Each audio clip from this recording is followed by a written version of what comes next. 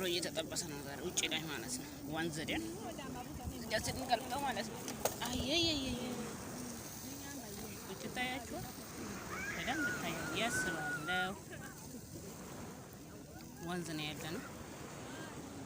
ውጪ ብዬ ከሰዎች ጋር እኔ እንዲጠብሳለሁ እነሱ እንግዲህ ያው መዳም ቤት ታውቃላችሁ ውጪ ነው ያለነው።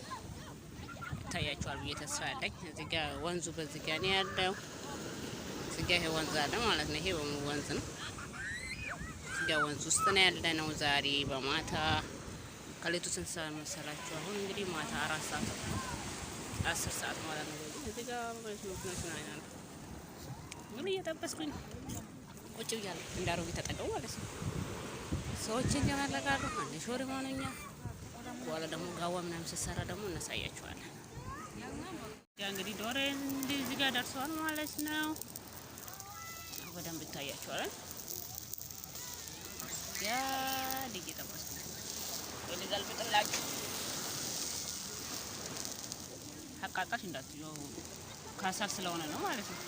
ካሳላ ዋንተ ይፍ ማለት ጉባታ ይምጥሽ ያፈና ራባሰኝ ያተማለ ማጎቹ እንደንደኙ ለስለንጀላ ሰገሌ ከሀራ ጋፊን ቀቡ